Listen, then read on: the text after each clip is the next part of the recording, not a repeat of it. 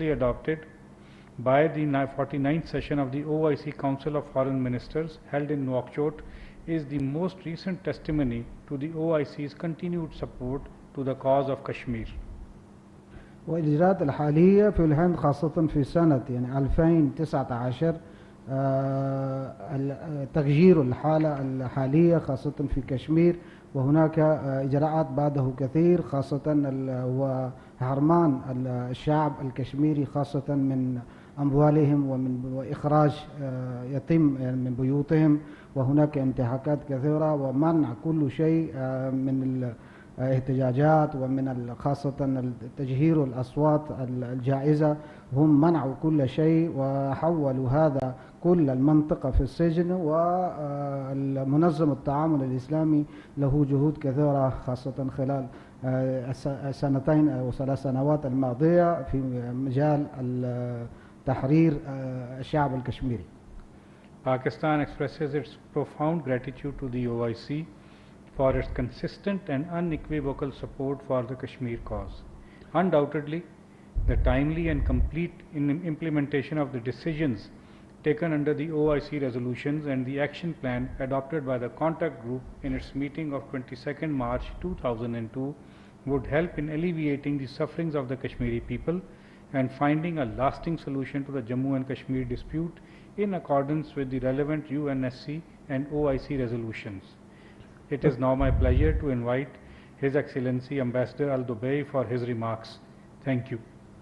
تقدر باكستان جهود منظمة التعاون الإسلامي منذ عقدين خاصة في مجال هذه القضية، والآن ألتمس من سعادة السفير ويقدم موقفه.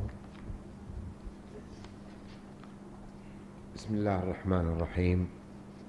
معالي الوزير، أصحاب السعادة، الحضور الكريم، رجال الإعلام، أود في البداية أن أعرب لكم عن خالص الشكر والتقدير لحكومة جمهورية باكستان الإسلامية على استقبال وفد منظمة التعاون الإسلامي.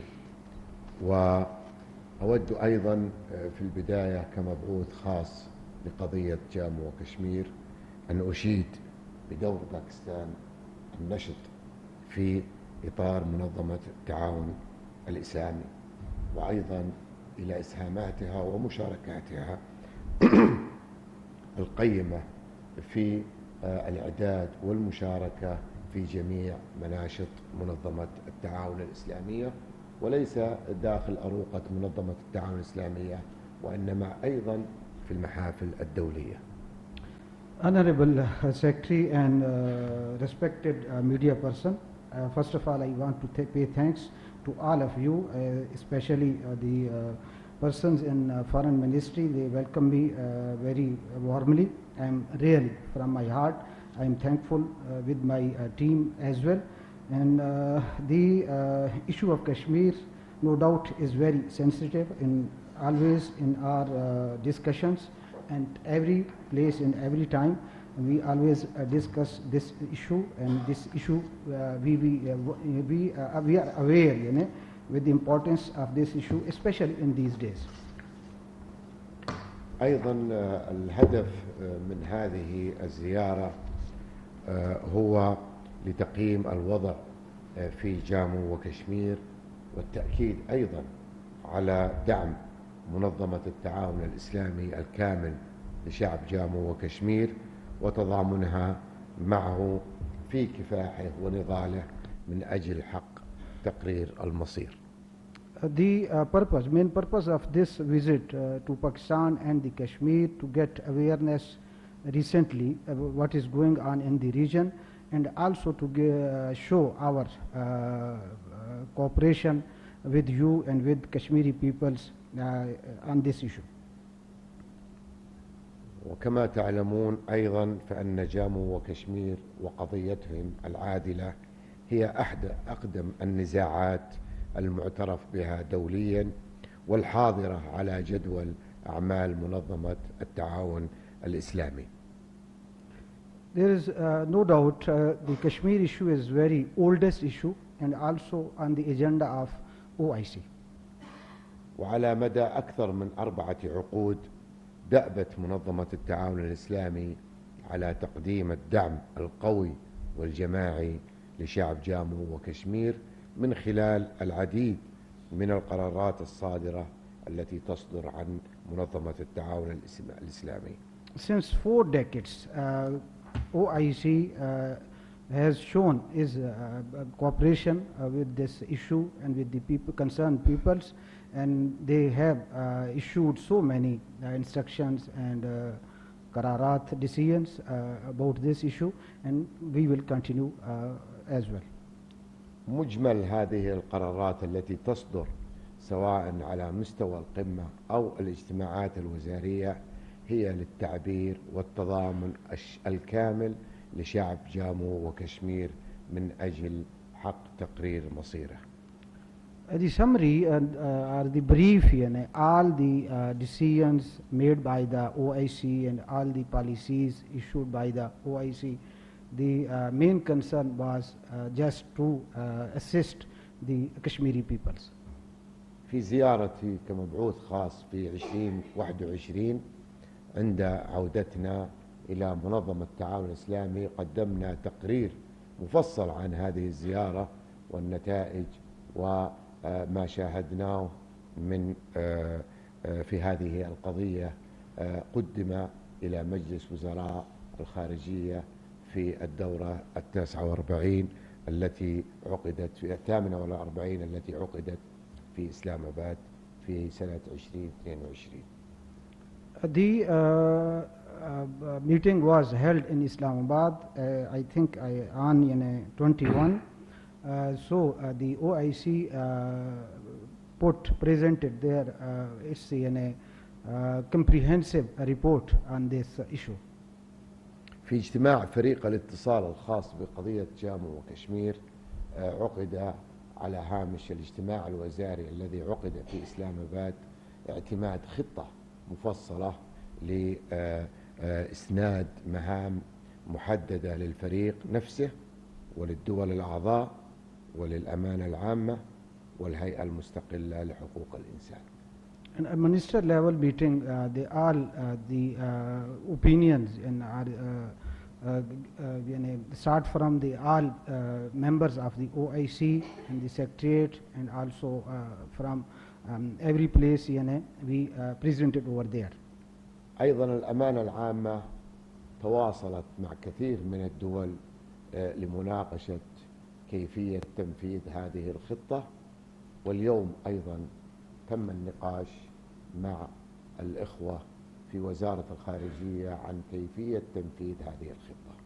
The Secretariat also discussed in detail the action, plan of action in this regard, and today also we have discussed in detail this plan.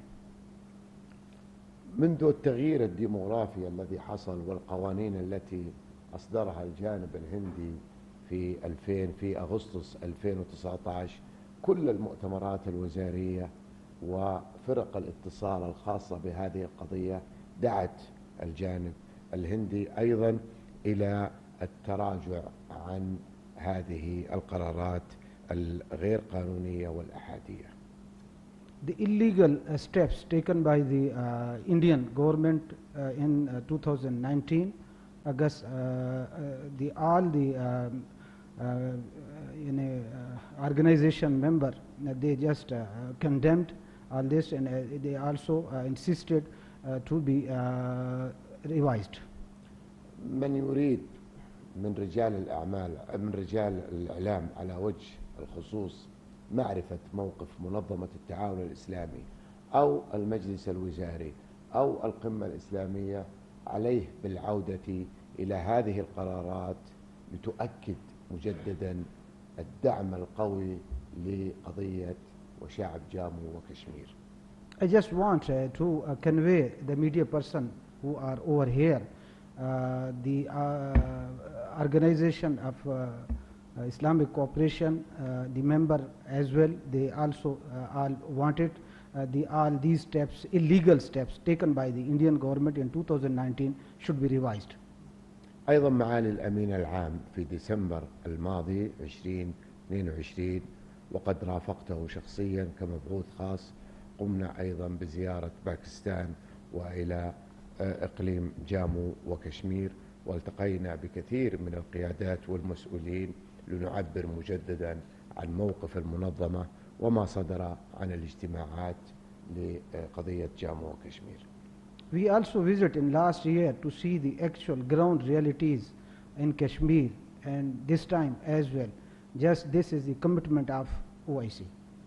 آخر الجهود التي بذلت لهذه القضية كان في سبتمبر الشهر الماضي في 2023 عقد اجتماع فريق الاتصال الخاص بقضية جامو وكشمير على هامش اجتماعات الجمعية العامة للأمم المتحدة، وقد اجتمع الوزراء المعنيين في هذا الفريق وأصدروا تقرير مفصل يؤكد مرة أخرى على دعمهم لهذه القضية. Also, by side the General Assembly meeting, also there was a special group who is working on this issue. They also there was a special meeting by them to discuss this issue. وأخيرا معالي الوزير، رسالة إلى الشعب جامو وكشمير من الأمانة العامة لمنظمة التعاون الإسلامي تؤكد مجددا بأنها ستستمر في هذا الدعم المتواصل وبذل كل جهد ممكن لتسليط الضوء على هذه القضية ومحاولة لحلها. At the end, this is my message on the behalf of the OIC to all the concerned people, especially Kashmiri people. We are with you. We also support your every activity which is regard your right. أيضا معالي الوزير، أود هنا أن أشيد أيضا بجمهورية باكستان الإسلامية في بضبط النفس الذي تمارسه في التعامل مع هذه القضية، وباتباعها أيضا جميع القنوات الدبلوماسية ذات الصلة من أجل تسوية هذا الصراع على الرغم من التحديات التي تواجهها. And also, I also appreciate the Pakistani government, the officials who are working on this issue, and they are highlighting this issue. So I appreciate on the behalf of the OIC. في الأخير معالي الوزير، أتمنى أيضا لشعب كشمير أن يعيش برخاء واستقرار وأن ينال حقوقه بأقرب فرصة ممكنة. شكرا معالي الوزير، وشكرا لجمهورية باكستان على إتاحة هذه الفرصة لزيارة بلدكم الكريم، أيضا كمبعوث خاص أن نقف على هذه القضية وأن ننظر إليها نظرة أخرى، وأن أيضا نقدم تقرير إلى القمة القادمة الإسلامية التي ستعقد إن شاء الله في غامبيا في 16-17 ديسمبر القادم. شكرا لمعالي الوزير. At the end, I want to express my support to all the Kashmiri peoples who are working for their rights, and also I hope for Pakistani people, officials who are working on this issue, and I